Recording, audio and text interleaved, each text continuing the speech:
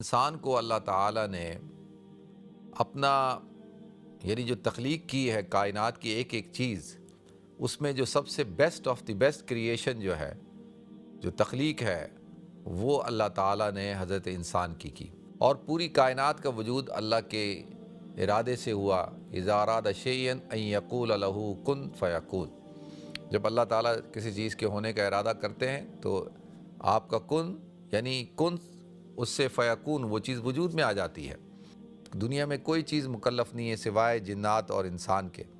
تو اللہ تعالیٰ نے انسان کو مکلف بنایا کس بات کا کہ انسان جو ہے وہ اس بات کا مکلف ہے کہ اس کے اوپر ذمہ داری ڈالی گئی ہے۔ الرحمن علم القرآن خلق الانسان علمہ البیان۔ ہم نے انسان کو، اللہ کیا کہتا ہے؟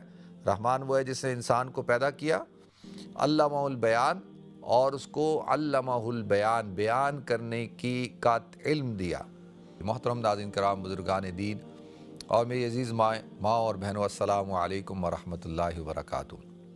ناظرین، الحمدللہ اللہ رب العزت کے فضل و احسان سے اللہ تعالیٰ نے مجھے آپ کو ایک دفعہ پھر دین کی بات سننے اور سنانے کی توفیق عطا فرمائی، اور الحمدللہ ہم ایک دفعہ پھر آپس میں ملاقات کر رہے ہیں، اور آپ سب حضرات بھی خیریت سے ہوں گے، ٹھیک ٹھاک ہوں گے۔ اللہ تعالیٰ آپ حضرات کو بھی اپنی رحمتیں برکتیں عطا فرمائے۔ اللہ تعالیٰ نے اس کائنات کو پیدا کیا، اور کائنات کو کس کے لیے پیدا کیا؟ حضرت انسان کے لیے پیدا کیا۔ اور انسان کو اللہ تعالیٰ نے اپنا جو تخلیق کی ہے کائنات کی ایک ایک چیز، اس میں جو سب سے best of the best creation جو ہے، جو تخلیق ہے، وہ اللہ تعالیٰ نے حضرت انسان کی۔ خلقتہ بیدی، اللہ تعالیٰ نے انسان کو اپنے ہاتھوں سے پیدا کیا، اپنے ہاتھوں سے بنایا، اور پوری کائنات کا وجود اللہ کے ارادے سے ہوا۔ اذا اراد شیئا ان یقول لہ کن فیکون۔ جب اللہ تعالیٰ کسی چیز کے ہونے کا ارادہ کرتے ہیں تو آپ کا کن یعنی کن، اس سے فیکون، وہ چیز وجود میں آ جاتی ہے۔ تو لفظ ہے، لفظ کن، جس سے اللہ تعالیٰ نے اس کائنات کو پیدا کر دیا۔ تو یہ لفظ کس چیز کو کہتے ہیں؟ ما یتلفظ بہ، جو انسان جس سے اپنے تلفظ کو ادا کرتا ہے، جس چیز کا تلفظ ادا کرتا ہے، اس کو لفظ کہا جاتا ہے۔ پھر لفظ سے جو ہے وہ کلام بنتا ہے، کلام سے پھر بیان بنتا ہے، اور بیان جو ہے وہ انسان کی فکر اور سوچ اور ما فی الضمیر کا اظہار ہوتا ہے۔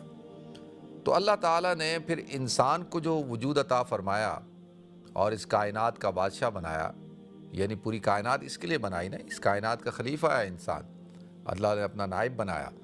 تو اس انسان کو جو سب سے بڑی جو اللہ تعالیٰ نے قوت عطا فرمائی ہے، وہ ہے قوت گویائی۔ یعنی اس کو بولا ہی اس طرح جاتا ہے، قوت گویائی، یعنی گویائی، بات کرنے کی طاقت عطا فرمائی۔ یہ انسان کے اندر جو صفت ہے، یہ صفت انسان کو اور جمادات، نباتات اور مخلوقات سے ممتاز کرتی ہے۔ کائنات کے اندر جمادات ہیں، جمادات وہ چیزیں جو جیسے پتھر ہو گیا، جو جامد چیزیں ہوتی ہیں، حجر، اور نباتات جیسے شجر اور مختلف قسم کی جڑی بوٹیاں اور چیزیں۔ اسی طریقے سے جو ہے وہ حیوانات اور مخلوق جو ذی روح ہیں، جن کے اندر اللہ نے روح رکھی ہے۔ ویسے تو ہر کائنات کے ہر چیز کے اندر اللہ نے حیات رکھی ہے، لیکن جیسے اور جو حیوانات ہیں، مثال کے طور پہ کچھ ایسے حیوان ہیں جو حیوان زاحق ہیں، کوئی حیوان بہائم جسے کہا جاتا ہے کہ جو چیڑ پھاڑنے والے ہیں، حیوان ناحق ہیں، ہننانے والے، اور مختلف قسم کے جانور ہیں۔ اور ان جانوروں کے اندر بھی اللہ تعالیٰ نے مختلف قسم کی صفات رکھی ہیں، لیکن کسی کو بھی اللہ تعالیٰ نے مکلف نہیں بنایا۔ دنیا میں کوئی چیز مکلف نہیں ہے سوائے جنات اور انسان کے۔ تو اللہ تعالیٰ نے انسان کو مکلف بنایا کس بات کا کہ انسان جو ہے وہ اس بات کا مکلف ہے کہ اس کے اوپر ذمہ داری ڈالی گئی ہے، اور اس کے اوپر جو ہے وہ ایک امانت اللہ تعالیٰ نے اس کو اتارا ہے، اور اللہ تعالیٰ اس سے اس کا سوال پوچھے گا، ذمہ داری کا سوال پوچھے گا، تو وہ اس بات کا مکلف ہے کہ اس نے ایک ٹائم فریم کے اندر زندگی گزارنی ہے، وہ اصول اور ضوابط کے ساتھ زندگی گزارنی ہے۔ ایسے نہیں جیسے حیوانات ہیں کہ ان کے کوئی قوانین نہیں ہے، کوئی اصول اور کوئی ضابطے نہیں ہیں، انسان ایسا نہیں ہے۔ تو اللہ تعالیٰ نے انسان کو جو کئی صفات عطا فرمائی، ان میں سب سے بڑی صفت جو ہے، جو انسان کو اور مخلوقات سے ممتاز کرتی ہے، وہ ہے بات کرنے کی صفت، بیان۔ الرحمن علم القرآن خلق الانسان علمہ البیان۔ ہم نے انسان کو، اللہ کیا کہتا ہے، رحمان وہ ہے جس نے انسان کو پیدا کیا، علمہ البیان، اور اس کو علمہ البیان، بیان کرنے کا علم دیا۔ یہ جو بیان کرنے کا علم کیا، کہ جیسے میں بات کر رہا ہوں، بیان کا مطلب ہوتا ہے، تبیین کا مطلب ہوتا ہے ظاہر کرنا، بینات کا مطلب ہوتا ہے نشانی، جو کیوں کہ وہ جو ہے بیان کرتی ہے، وضاحت کرتی ہے، اور کھلی جو ہے نشانیاں، ان کو بینات کہا جاتا ہے۔ تو لہذا بیان کیا، بات کو ظاہر کرنا، جو آپ کی سوچ ہے، جو آپ کی فکر ہے، جو آپ کی ضمیر کے اندر اور جو آپ کے باطن کے اندر ہے، دل کے اندر جو چیز ہے، اس کا اظہار کر دینا۔ تو یہ اللہ تعالیٰ نے انسان کو ایک بہت بڑی طاقت عطا فرمائی ہے۔ آپ اور مخلوقات ہیں، چاہے وہ آپ دیکھیں گے طاقتور ہوں گے جسم کے اعتبار سے، جسے کے اعتبار سے، اور چیڑ پھاڑنے کے اعتبار سے، ہر اعتبار سے، لیکن ان کے اندر یہ صفت نہیں ہے کہ وہ بات کر سکیں، وہ بیان کر سکیں۔ وہ بیان نہیں کر سکتے، بول نہیں سکتے۔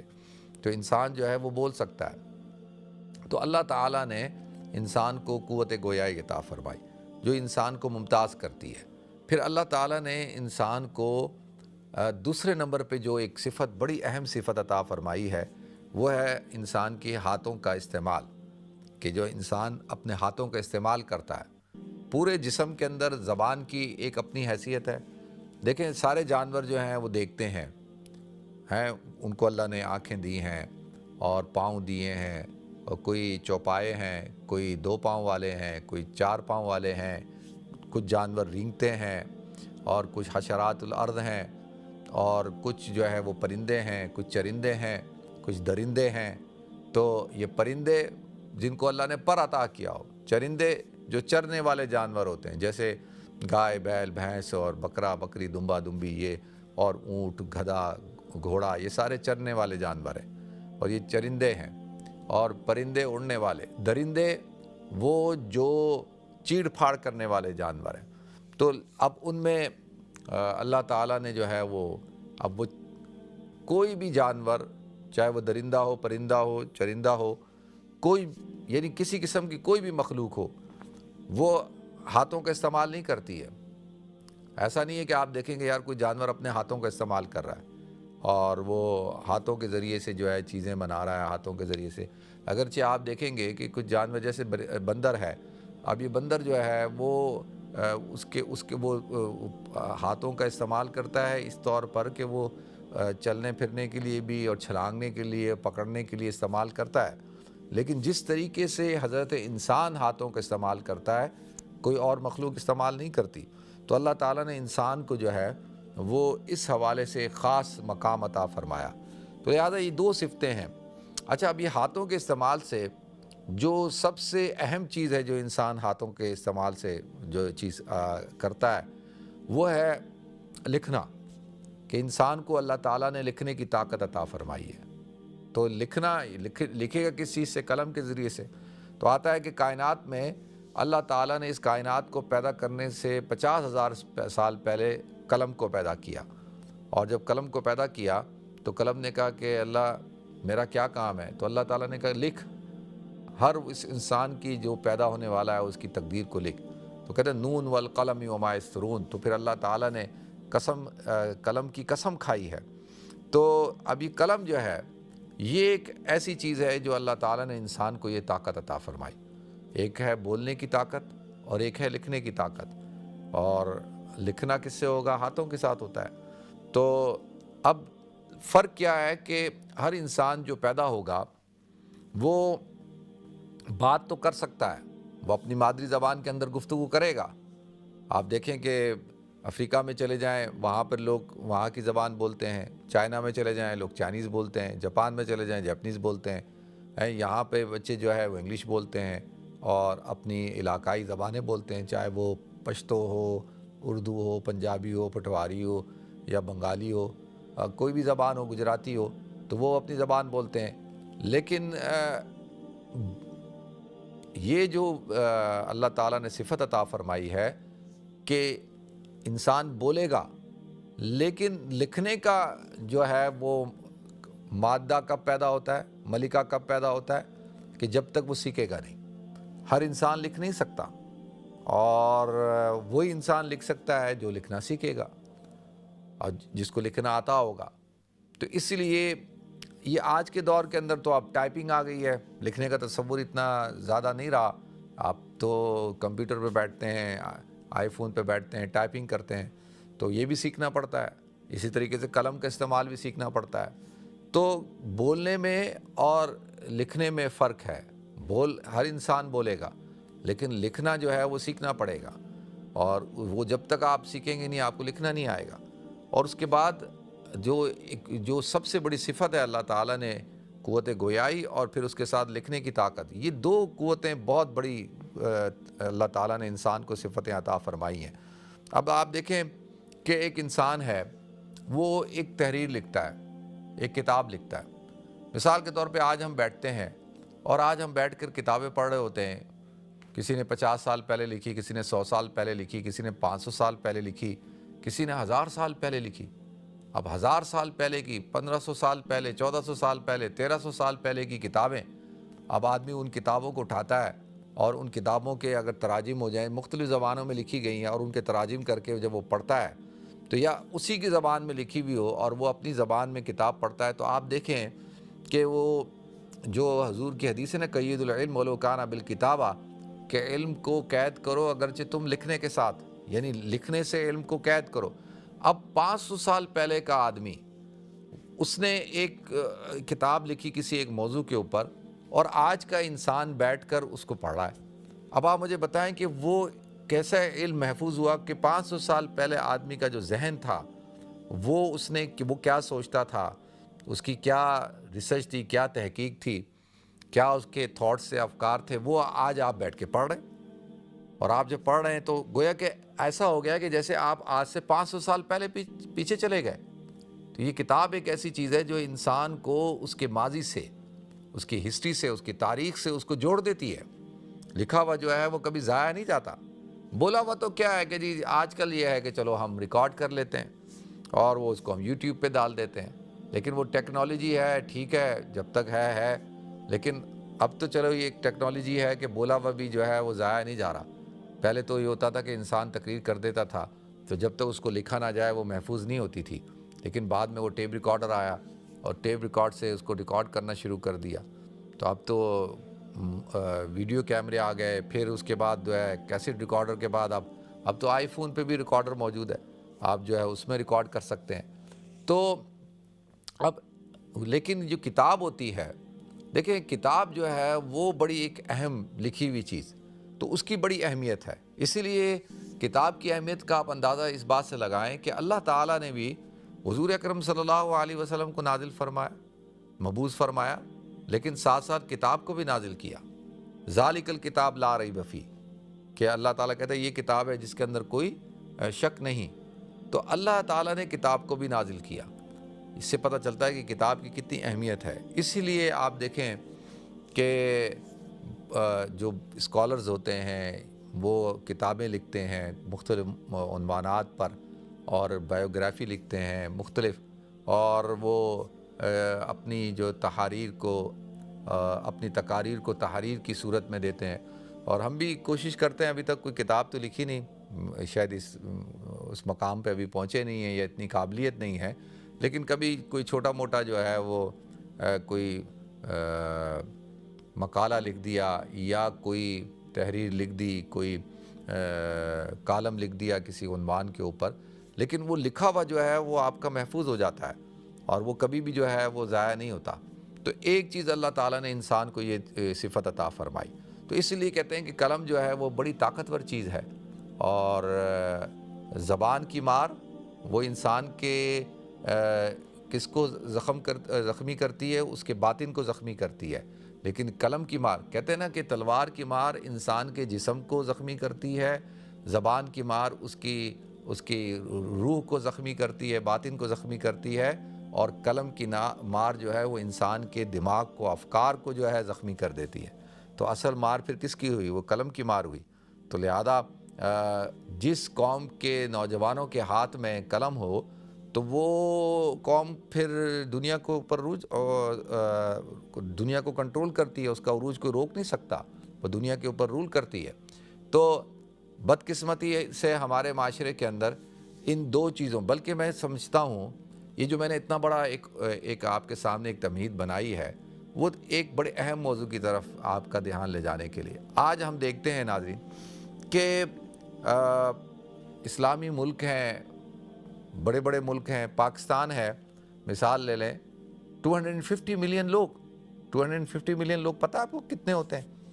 25 کروڑ لوگوں کا ملک ہے، 25 کروڑ لوگوں کا، اور 250 ملین میں سے 60%، مور دین 50%، بلکہ 60 سے بھی زیادہ پرسنٹ جو ہے وہ نوجوان ہیں۔ تو آپ بتائیں مجھے کہ جس قوم کی یعنی 25 ملین 250 ملین 25 کروڑ میں سے تقریباً جو ہے یعنی 16 کروڑ کے قریب نوجوان ہیں، بڑا چاہے وہ لڑکے ہوں یا لڑکیاں ہوں، نوجوانوں کی اوسط میں بتا رہا ہوں آپ کو، اور اس کے باوجود جو ہے وہ یہ قوم جو ہے یہ ملک غریب ہو، قوم غریب ہو، کمزور ہو، یہ کیسے ہو سکتا ہے؟ سوچنے کی بات ہے، کیا وجہ ہے؟ اور وجہ یہ ہے کہ سب سے پہلی چیز ہوتی ہے کہ انسان کی جو زبان ہوتی ہے نا، اس کا بیان ہوتا ہے۔ ہمارے ہاں بدقسمتی سے ہم اپنی قوم کو ایک زبان نہیں دے سکے، اور دیکھیں ہر دنیا کے اندر آپ چلے جائیں، آپ کو ایک قوم کی ایک زبان ہوتی ہے، اس کے اندر اس کی تہذیب ہوتی ہے، اس کی ثقافت، اس کا کلچر، اور یہ سب کچھ اس کی زبان کے ساتھ منسلک ہوتا ہے۔ دنیا میں آپ جتنی ترقی یافتہ قومیں دیکھ لیں، وہ آپ کو نظر آئیں گی کہ وہ اپنی زبان کو بڑی اہمیت دیتی ہیں۔ آپ چائنا کو دیکھیں کہ پوری دنیا کے اندر آج چائنا ایک بڑی طاقت ہے، اور اسی طریقے سے آپ رشیا کو دیکھیں، پہلے سوویت یونین تھا، اب رشیا ہے، وہ رشین زبان اس کو چھوڑنے کو تیار نہیں ہے۔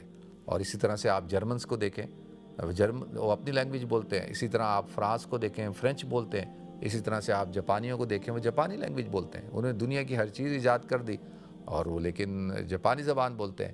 تو اسی طریقے سے دنیا کے اندر انگلش بھی ہے، اور پھر ایک بہت بڑی زبان جو ہے وہ عربی بھی ہے۔ تو اب عرب جو ہیں وہ تو، عربی تو ہماری مذہبی زبان ہے نا، وہ تو ہمیں ہر مسلمان کو تھوڑی بہت تو آتی ہے اور آنی بھی چاہیے، کیونکہ وہ ہماری مذہبی زبان ہے۔ اسی طریقے سے انگلش ہے، اب انگلش جو ہے آج کے عہد کی زبان ہے، ٹیکنالوجی کی زبان ہے، اور علم کی زبان ہے، اور انٹرنیٹ کی زبان ہے، اور دنیا کے اندر جو اب کمیونیکیشن جو ہوتی ہے، آپ یہاں سے بیٹھ کے اگر جاپان سے بھی کوئی چیز آرڈر کر رہے ہیں تو آپ کس زبان میں کریں گے؟ آپ انگلش زبان کے اندر کریں گے۔ اگر آپ جو ہے وہ جرمنی کے اندر بھی اگر کوئی چیز منگانا چاہتے ہیں تو آپ جرمن زبان میں نہیں آرڈر کریں گے، آپ انگلش زبان میں کریں گے۔ تو کراسپونڈنس جتنی بھی ہو رہی ہے وہ ساری انگلش زبان کے اندر ہوتی ہے۔ تو انگلش زبان کو یہ مقام جو ملا ہے وہ تو کیونکہ جو انگریزوں نے جو ہے اس کے اوپر محنت کی ہے، اور اس زبان کو اپنی عہد کی جو زبان بنایا وہ ایسے تو نہیں بنایا، اس کے پیچھے پوری ایک تاریخ ہے۔ تو عرض یہ میں کر رہا تھا کہ ہمارے ملک کے اندر اب جو ہے وہ ایک زبان نہیں ہے، مختلف علاقائی زبانیں ہیں، اور علاقائی زبانیں ہونا کوئی بری بات نہیں ہوتی۔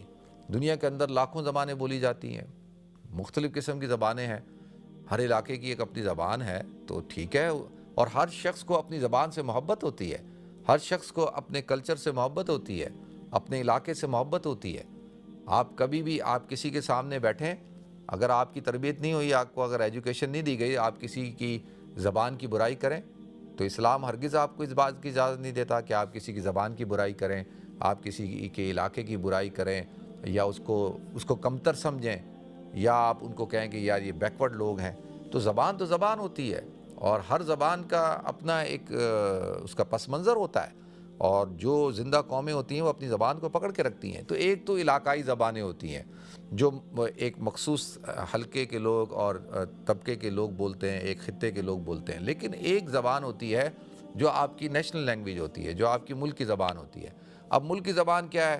کہنے کو تو ہماری زبان اردو ہے، لیکن آپ بتائیں کہ آج اردو جو ہے وہ کہاں پر استعمال کی جاتی ہے؟ کیا بینکوں کے اندر اردو استعمال ہوتی ہے؟